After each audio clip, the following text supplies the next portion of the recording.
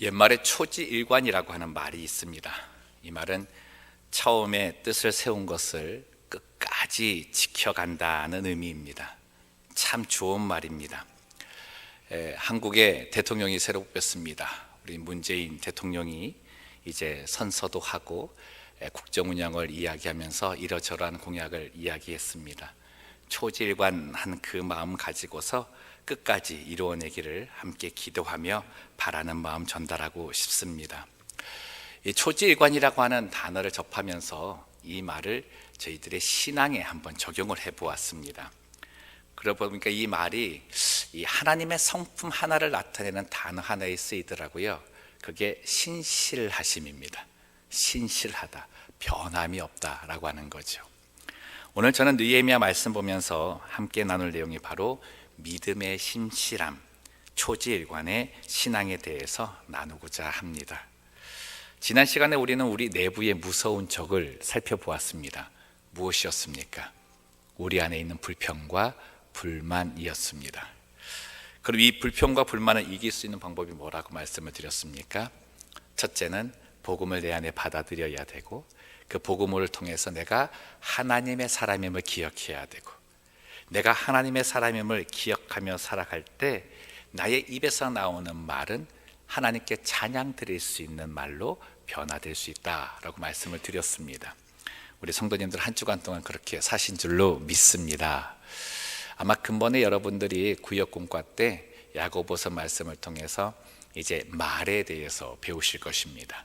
그래서 이 말을, 그러니까 어떻게 보면 말을 움직이는 혀에 대해서 배우실 텐데, 그 말씀을 나누는 마지막에 우리의 모든 혀와 입술이 하나님을 찬양하는 입술 되기를 주님의 이름으로 권면합니다. 내부의 갈등을 해결한 느헤미야가 계속 성벽을 쌓아갑니다. 근데 이 쌓아가는 속도가 굉장히 빠릅니다. 외부의 적도 다 물리쳤죠. 내부의 갈등도 다 해결하고 나니까 하나님의 역사로 진짜 엄청나게 그 몇 년 동안 지어지는 그 성벽이 다 며칠 만에 됐다고 오늘 기록되어 있습니까? 52일 만에 됐다고 되어 있습니다. 이거 안 잊어버리셔야 돼요. 느헤미야 공부하신 분들은 1년이 몇 주입니까? 52주죠. 그렇게 생각하시면 느헤미야가 성벽을 완성한 날 52일이었다라고 하는 거죠. 이건 지금 생각을 해도 하나님의 기적이래요. 큰 성벽을 51일 만에 증축할 수 없는데 그 성벽을 증축해 나가는 겁니다. 오늘 이 말씀은 이제 문짝만 달면 되는 거였어요. 다 지었어요. 근데 지난주에 제가 말씀드렸듯이 하나님의 일을 대적하는 사람은 언제까지 대적한다고요? 끝까지 대적합니다. 하나님의 일에 방해한다고 아주 작정한 사람들은 끝까지 방해하는 거예요. 느헤미야서를 읽을 때 느헤미야와 함께 우리가 기억해야 되는 세 사람의 이름이 있잖아요. 산발락과 도비야와 게셈이라고 하는 사람입니다. 처음부터 끝까지 괴롭히기 시작을 하는 거예요. 그런데 오늘은 아주 그 괴롭힘의 정도가 좀 심합니다. 이제 자기들이 아무리 전쟁이 난다, 그리고 위협을 해도 이 성벽을 무너뜨릴 수가 없으니까 성벽이 세워지자마자 자기들의 위신도 떨어지고 자기들의 유익도 다 잃어버리게 되잖아요. 그러니까 이제 최후의 발악을 하기 시작을 했어요. 죽고 살기로 그냥 달려들어서 이번에는 자기들뿐만 아니라 사람을 사가지고 자기들과 함께 모의 작당을 하기 시작을 한 거죠. 그 작전명이 뭐냐면 느헤미야 제거 작전이었습니다. 굉장히 무서운 일이죠. 이제는 그 일을 방해하는 정도가 아니라 하나님의 일을 하는 사람 그 자체를 죽여버리겠다는 거예요. 그러면서 이들이 모여서 그 자신들의 그 목적을 이루고자 하는데, 오늘 본문을 저희들이 살피면서 좀 살펴봐야 될 게 뭐냐면요, 하나님의 사역을 대적하는 사람들의 방법을 좀 봐야 돼요. 우리가 이제 교회에서 일을 하다 보면, 하나님 일을 하다 보면 이 대적자들이 생겨요. 근데 그 대적자들이 어떤 모습으로 도전해 오는가가 오늘 6장 말씀이 아주 자세하게 기록되어져 있는 거예요. 말씀 보면서 하나씩 따져보겠습니다. 첫 번째는 협상, 타협입니다. 타협. 2절 말씀 같이 읽겠습니다. 산발락과 게셈이 내게 사람을 보내어 이르기를, 오라, 우리가 오노 평지 한촌에서 서로 만나자 하니 실상은 나를 해하고자 함이었더라. 아멘. 이 지도 잠깐 보시면 이스라엘 지형인데요, 사해의 북동쪽 약간 위쪽이 예루살렘이거든요. 예루살렘에서 25km 북동쪽으로 올라가면 오노라고 있습니다. 오노라고 하는 곳인데 아주 작은 마을인데 그곳이 어디냐면 산발랏이 통치하는 곳의 국경지역이에요. 국경지역. 그러니까 산발랏이 그리로 이제 느헤미야를 꼬시는 거죠. 거기로 오면 이제 자기 부대가 있으니까 얼마든지 그를 해칠 수 있다라고 생각을 한 겁니다. 근데 느헤미야를 불러내면서 하는 말이 뭐냐면 평화 조약을 맺자는 거예요. 우리도 이제 그만 괴롭힐 거니까 너도 우리에게 좀 이익을 주면서 성벽 이제 짓지 말라고 막 이런 식으로 하려고 이제 꼬신 거죠. 근데 어떻게 해요? 그 내면 속에서는 이를 죽이고자 하는 모의가 숨어 있었습니다. 영적 대적자들의 가장 쉬운 공략법이 타협입니다. 그 타협점이 뭐냐면 내가 가장 얻고자 하는 것을 갖고 타협하고 나의 가장 약한 점을 찌르면서 타협해 갖고 옵니다. 이 두 가지를 잘 이해하셔야 돼요. 어둠의 세력이 우리에게 다가와서 타협할 때는 내가 가장 얻기 원하는 것, 내게 유익이 되는 것을 가지고 와서 꼬시기 시작을 하고, 하나는 내게 있는 가장 큰 약점을 건들면서 타협하고 협상하자라고 한다는 거죠. 근데 그 공략이 한 번으로 안 끝나요. 계속해서 찌릅니다. 계속해서 반복해서 오는 거예요. 쇼핑에 한번 그 비유를 드리면, 우리 여성분들 쇼핑할 때 가장 눈에 많이 들어오는 게 핸드백하고 구두 아닙니까? 이제 뭐 이렇게 그 메이시나 뭐 이런 데 간 거예요. 가가지고 이제 핸드백을 딱 봤는데 신상품인데 너무 이쁜 거예요. 한쪽 머릿속에서 그러는 거예요. 아니야, 집에도 핸드백 많어. 안 돼. 딱 코너를 도는데 또 있는 거예요. 안 된다니까. 집에 있어. 지난번에도 그러다 샀잖아. 그러고 딱 엘리베이터를 딱 올라가는데 광고로 또 그 모델이 나오는 거예요. 안 돼! 안 돼! 집에 가보면 있어요. 이미 사가지고 넘어가는 거예요. 반복적으로 유혹에 어떻게 그냥 이겨낼 수가 없는 거죠.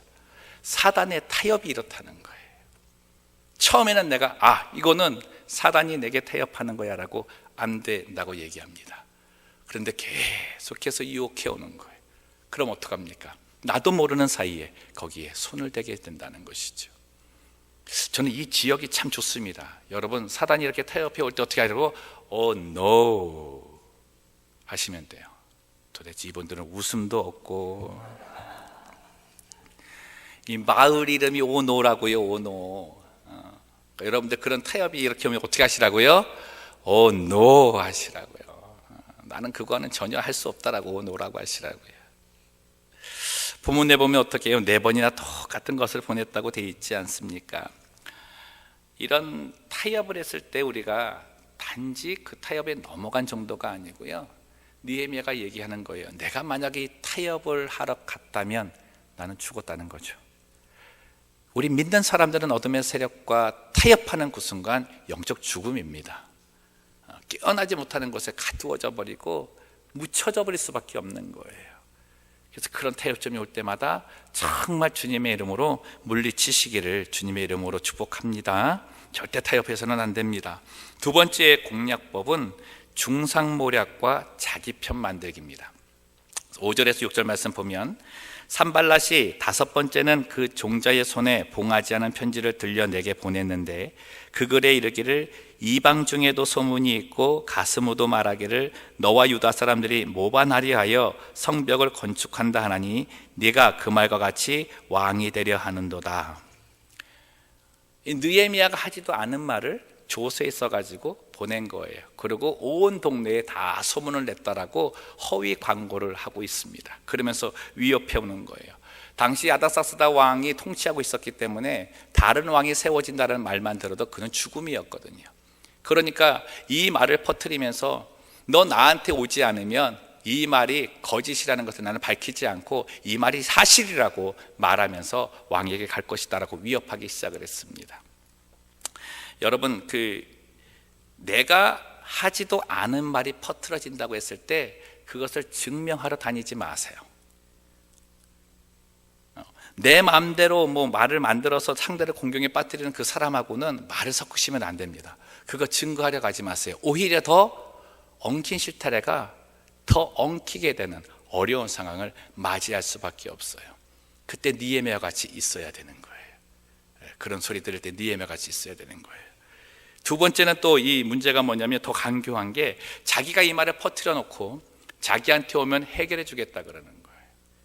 대단한 위로의 말 같지 않습니까? 야, 내가 그래도 이 지역에 좀 능력이 있으니까 내게 와서 한번 얘기해봐. 그럼 내가 이거 다 해결해 줄게.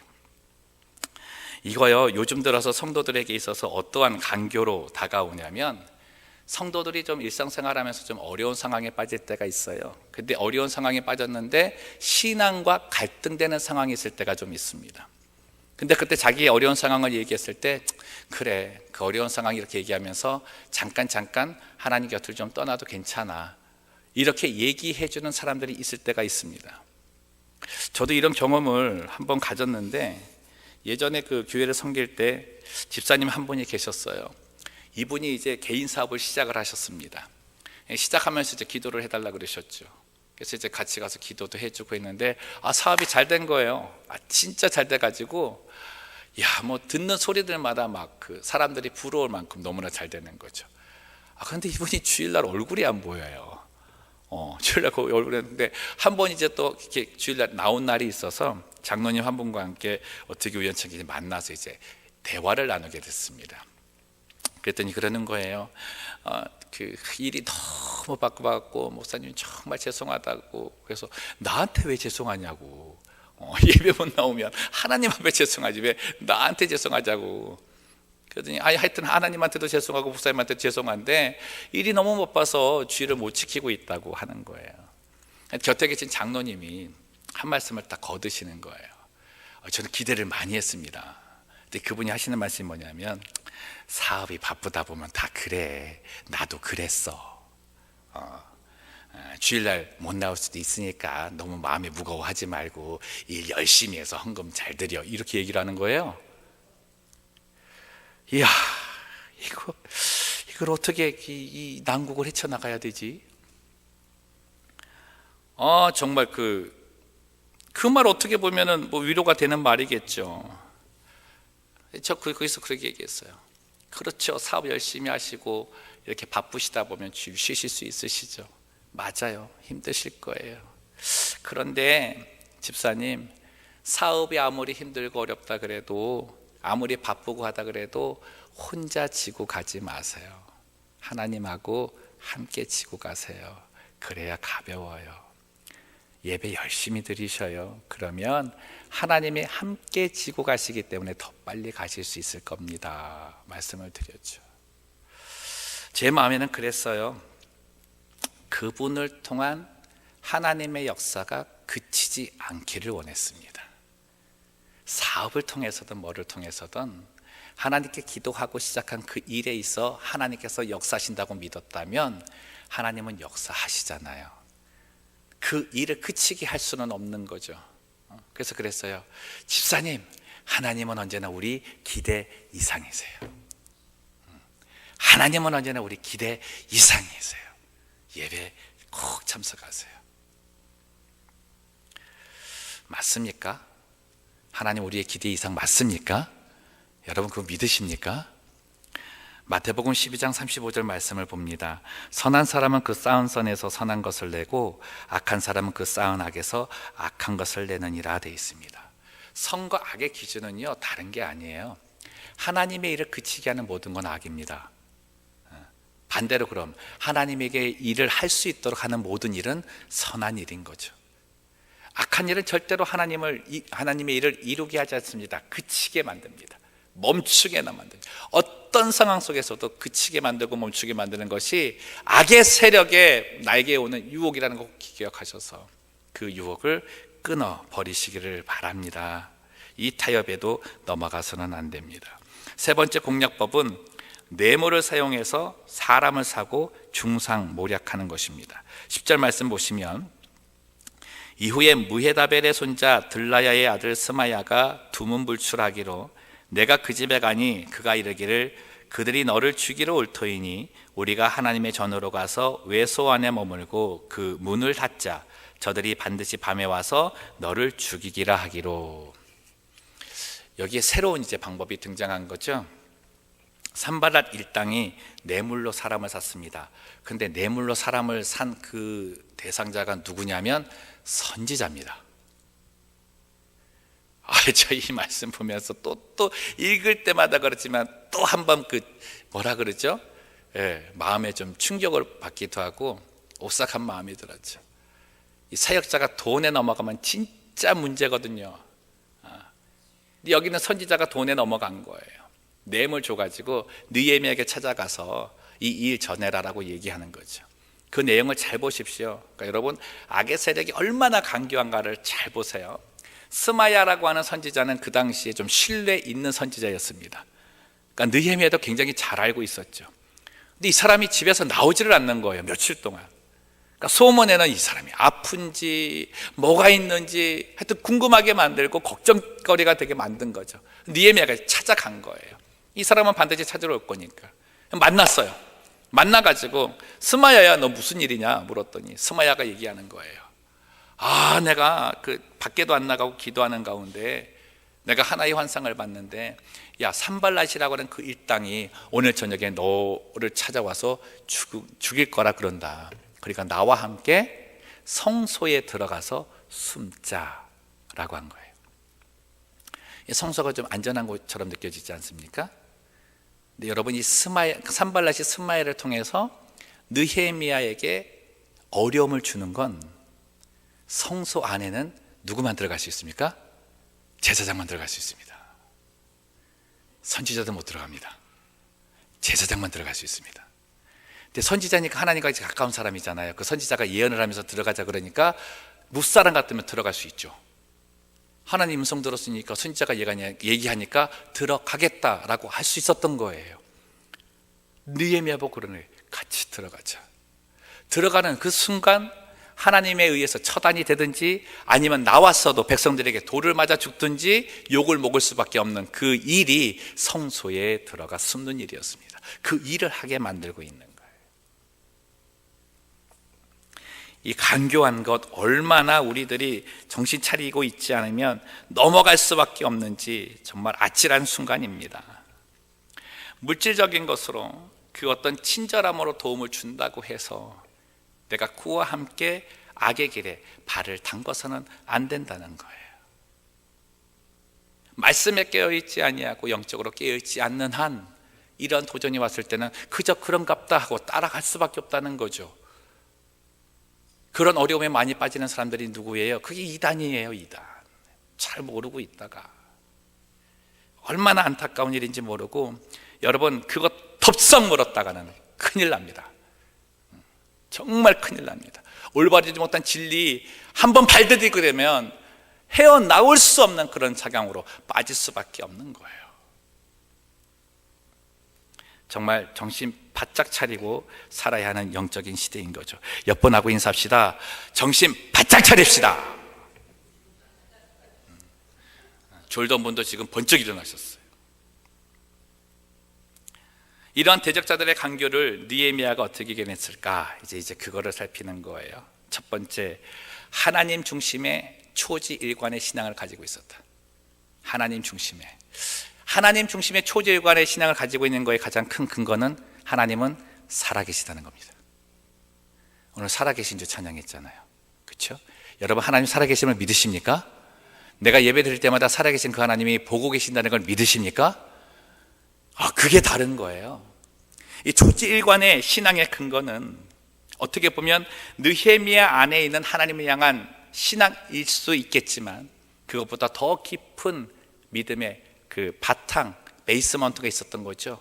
그게 뭐냐면 하나님이 느헤미야를 향한 초지일관의 믿음이었습니다. 하나님의 일을 시켜서 그 일을 하게 하신 그 하나님께서 그 일을 담당하고 있는 느헤미야에게 주시는 그 신실함이 더 컸다라는 거죠. 느헤미야는 그것을 믿었습니다. 여러분, 그것이 우리의 소명이 되고 그것이 우리의 사명이 되는 거예요. 내가 주님의 소명을 받아서 주님의 사명을 다 한다라고 생각을 하실 때 이거 반드시 기억하셔야 됩니다. 하나님께서는 그 일을 하게 하신 사람 곁에 반드시 계신다. 그게 임마누엘의 축복이죠. 그 은혜를 주시면서 그 일을 하게 하신다는 거예요. 그래서 그 하나님의 일을 할 때 두려움이 없어지는 겁니다. 느헤미야의 그 대답을 한번 보세요. 3절 말씀 보면, 내가 곧 그들에게 사자들을 보내어 이르기를 내가 이제 어떤 역사를 하니 큰 역사를 하니 내려가지 못하겠노라. 어찌하여 역사를 중지하게 하고 너희에게로 내려가겠느냐라고 얘기를 합니다. 나는 이 일 그치지 않는다. 이 일은 하나님께서 주신 일이다. 그 어떠한 위협과 어떠한 타협에도 나는 응할 수 없다. 이 일은 하나님이 하시는 일이다. 그 믿음의 확신이 있을 때 우리 포틀랜드 영락교회에서 하는 모든 사역이 하나님의 사역으로 이루어질 줄로 믿습니다. 그 확신이 있는 거예요. 이 사명감이 두려움을 이깁니다. 이 믿음이요, 하나님의 일을 해나감에 있어서 용기를 주는 거예요. 우리 모두 이 말씀 붙들었으면 좋겠습니다. 디모데후서 1장 7절에서 8절 말씀인데 함께 좀 크게 읽겠습니다. 하나님이 우리에게 주신 것은 두려워하는 마음이 아니요 오직 능력과 사랑과 절제하는 마음이니, 그러므로 너는 내가 우리 주를 증언함과 또는 주를 위하여 갇힌 자 된 나를 부끄러워하지 말고 오직 하나님의 능력을 따라 복음과 함께 고난을 받으라. 아멘.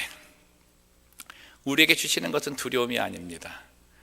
여러분, 하나님의 성도로서 살아갈 때 내가 하는 모든 일들을 하나님이 지키신다고 믿으시기를 바랍니다. 내 영역에 하나님의 통치가 있다고 믿고 사세요. 정말 믿고 사세요. 때로는 어떻게 해요? 내가 예배 드리는 동안에 무슨 일 생기면 어떡할까? 그게 도대체 우리에게 어떠한 도움이 되겠습니까? 이 시간에는 회사를 가야 돼. 이 시간에는 내가 오늘 쉬는 날이어도 이 일을 해야 돼. 그러면서 예배에 빠지는 그 모습이 살아계신 하나님에게 있어서는 어떤 모습으로 보이겠습니까? 여러분 기억하세요. 하나님은 사랑하는 자에게 잠을 주신다 그랬어요.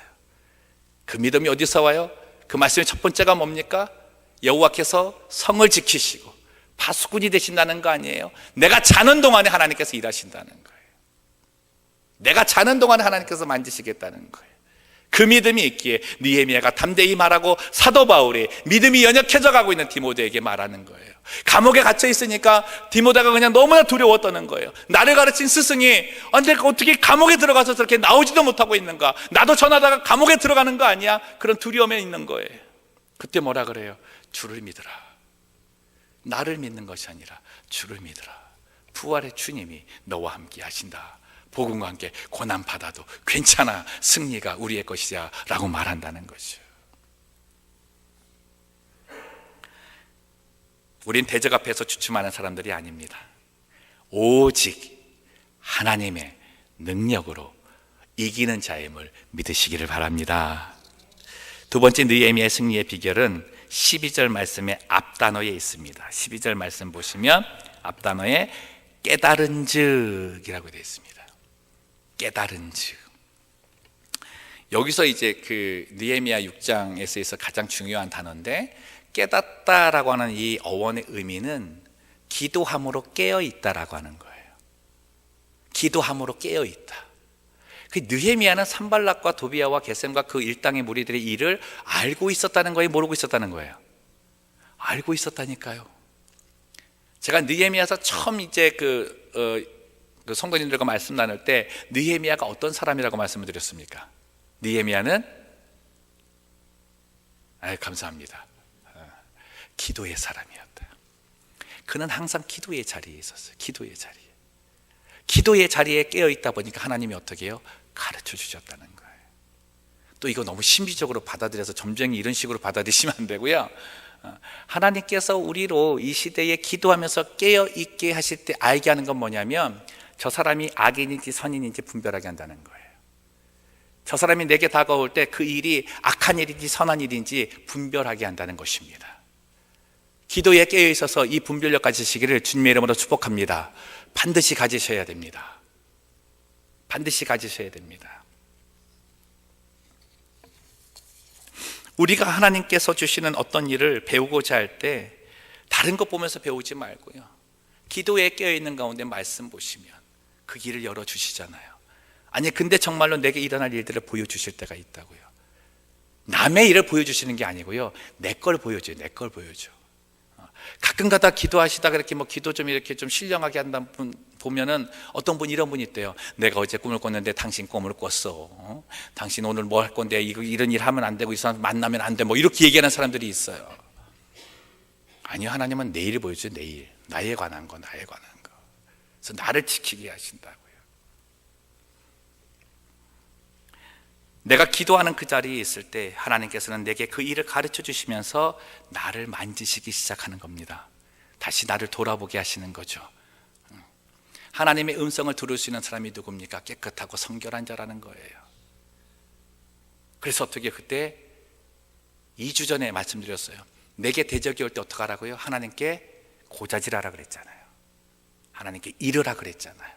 그 일을 하는 겁니다. 그 일이 올 때 느헤미야가 오늘 뭐라 그래요? 9절 말씀처럼 내 손을 힘있게 하여 주옵소서. 나는 능력이 없습니다. 나는 이 대적을 이길 만한 힘이 없습니다. 내 손에 힘을 주옵소서. 그리고 어떻게 해요? 14절 말씀, 내 하나님이여 도비야와 산발락과 여선지 노야다와 그 남은 선지자를 곧 나를 두렵게 하고자 한 자들의 소행을 기억하옵소서 하였노라. 하나님께 그냥 내어 맡기는 거예요. 이게 기도하는 사람의 모습입니다. 기도하고 나서 어려움이 왔다 그럴 때 내가 해결할 거라는 것이 아니라 또 한 번 하나님께 맡기는 거예요. 도와주십시오. 도와주십시오. 하나님의 능력만이 이 대적을 이길 수 있습니다라고 붙들고 나가는 사람이 되는 거죠. 그래서 우리 삶의 모든 기도 제목은 하나님 붙드는 거예요. 하나님 붙드는 거예요. 한 번 더 하나님 찾게 되는 거예요. 그 일을 통해 하나님께서는 우리의 삶에 승리를 주신다 약속한다는 것이죠. 기도의 자리에 항상 있어야 되는 것, 아무리 강조해도 지나치지 않습니다. 기도가 우리의 초질권의 신앙을 지켜주는 거예요. 말씀을 정리합니다. 정말 오늘 말씀만 봐도 이 대적자들의 모습을 보면 마귀의 관계라는 말이 딱 맞는 것 같아요. 마귀의 관계 어디서 많이 들어보지 않았습니까? 어디서 들으셨습니까? 정말 감사합니다. 6주 동안 얘기했는데 마귀의 관계, 우리 김선지 집사님은 알고 막 끄덕끄덕 그러고 계시잖아요. 하나님의 전신갑주 할 때 마귀의 관계 배우셨죠? 우리가 왜 하나님의 전신갑주를 입어야 되는가? 마귀의 관계를 대적하기 위해서 입는다. 근데 하나님의 전신갑주가 내가 입는 거예요? 하나님이 입혀주시는 거예요? 하나님이 입혀주시는 거예요. 그래서 취하라 그랬잖아요. 취하는 방법이 뭐라 그랬습니까? 기도다라고 얘기한 거죠. 지난 주일에 중보기도학교에 이렇게 등록을 제가 이제 권면드렸는데 19분이나 오셨대요. 우리 20명 목표를 했거든요. 다 안 채운 거 보면 교만하지 마라 그런 것 같아요, 목사님. 그렇죠? 이번 2주 후에는 아주 더 채워질 것 같아요. 한 40명 채워지지 않을까. 우리 구역장들도 다 들어가시고 우리 청교회장님들도 다 들어가시고 말씀 인도하시는 분들도 다 들어가셔서 이 기도의 능력 가지시기를 주님의 이름으로 축복합니다. 이 기도의 능력 갖고 사세요. 저는 기도하는 모임이면 너무 좋습니다. 정말 기도하는 모임이라면 너무나 좋은 것 같아요. 그 기도가 나를 성결하게 하고 나를 통하여 행하실 하나님의 일을 알게 하고 또 하나님께서 신이 나를 통하여 일하고 계신다는 것이 기쁨으로 다가오니까 얼마나 좋은지 모른다는 겁니다. 하나님의 신실하심을 붙드시기를 주님의 이름으로 축복합니다. 그 신실함에 초질관의 신앙을 담으세요. 그 믿음을 붙들고 나갈 때 하나님께서는 그 어떠한 대적 앞에서도 두려움이 없이 승리를 얻게 하실 줄로 믿습니다.